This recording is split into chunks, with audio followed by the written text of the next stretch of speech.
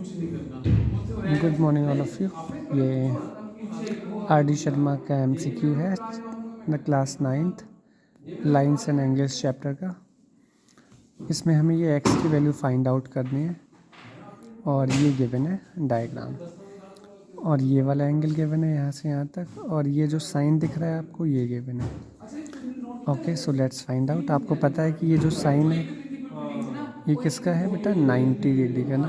तो ये जो एंगल हो गया वो हो गया 90 डिग्री, ठीक है बिल्कुल।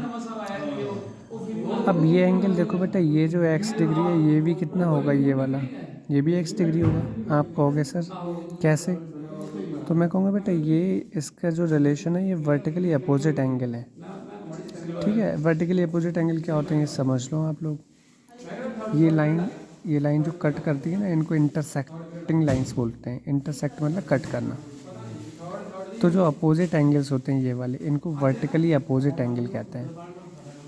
ये वाला इसके इक्वल होगा, मतलब एंगल 1, तो ये भी एंगल 1, और ये वाला जो एंगल है वो इसके इक्वल होगा। अगर ये एंगल 2, ये भी एंगल 2। अब वही बात यहाँ पे हो रही है, देखो ध्यान से, ये दोनों लाइंस क्या कर रही हैं, कट कर रही हैं इस पॉइंट पे ना, इंटरसेक्ट कर रही हैं। तो ये एंगल इसके अपोजिट हो गया। तो अगर ये एक्स है तो ये भी क्या होगा, एक्स होगा, ठीक है। अब यहाँ देखो ध्यान से बेटा, ये क्या है, स्ट्रेट लाइन है। यहाँ भी एक कॉन्सेप्ट समझ लो आप, अगर कोई स्ट्रेट लाइन होती है ना,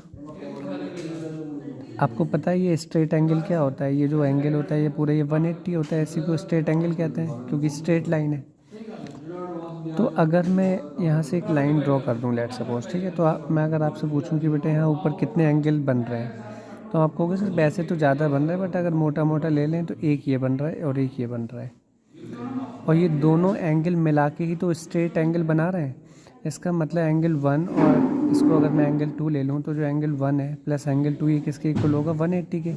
180 के क्यों, क्योंकि आप कहोगे सर इन दोनों को मिलके ना स्ट्रेट एंगल बन रहा है इसीलिए, ठीक है। तो इसी को लीनियर पेयर कहते हैं, लीनियर पेयर, ठीक है। मतलब लीनियर मतलब लाइन में जो एंगल बन रहे हैं, पेयर मतलब ये दो का पेयर बन गया। अब यहीं पे अगर मैं बेटा दो लाइंस ड्रॉ कर दूँ ऊपर, और यहाँ मैं कहूँ बेटा ये एंगल 1 है, ये एंगल 2 है और ये एंगल 3 है, आप कहोगे सर अब ये तीनों एंगल मिला के स्ट्रेट लाइन बना रहे हैं, तो इस केस में angle 1 plus angle 2 plus angle 3 is equal to क्या होगा, 180 डिग्री। ये भी क्या है, लीनियर पेयर। लीनियर मतलब क्या होता है बेटा, लाइन, और पेयर मतलब पेयर तो दो का भी होता है, तीन का भी, जैसे आपको मन मर्जी है हो, बट यहाँ पे तीन का बन रहा है, तो तीनों एंगल का सम कितना होगा, 180 डिग्री। ये लीनियर पेयर। अब यहाँ देखो ध्यान से, यहाँ भी देखो ये स्ट्रेट लाइन है, स्ट्रेट लाइन है बिल्कुल, आपको वैसे स्ट्रेट लाइन दिख रही है हमें। अब स्ट्रेट लाइन के नीचे देखो, एक ये एंगल बना, एक ये और एक ये, तीन एंगल बने, 1 2 3। तो इन तीनों एंगल ने मिला के स्ट्रेट लाइन बनाई है, राइट। मतलब तीनों एंगल फॉर्म हो रहा है ना स्ट्रेट लाइन पे, तो ये तीनों एंगल का जो सम होगा वो कितना होगा, 180। क्यों, क्योंकि ये लीनियर पेयर बन रहा है इसीलिए। तो बस आप लिखोगे कि ये 3x प्लस 10 डिग्री और प्लस ये x और प्लस ये 90 डिग्री, इन तीनों एंगल का जो सम होगा, एक this angle and this angle, 180 degree होगा। यहाँ रीज़न लिख देना आप, लीनियर पेयर। तो देखो ये लाइक टर्म्स हैं, 3x और x, तो 3x प्लस x में अगर ऐड करोगे तो ये बनेगा 4x प्लस, और ये 90 और 10 ये भी लाइक टर्म्स हैं, तो 90 और 10 को ऐड करोगे तो ये बनेगा 100 इज इक्वल टू 180 डिग्री।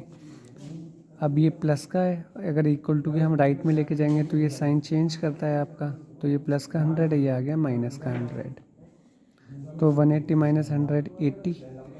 4 और x के बीच में कोई साइन तो है नहीं बेटा, तो इसका मतलब यहाँ पे किसका साइन है, मल्टीप्लाई का।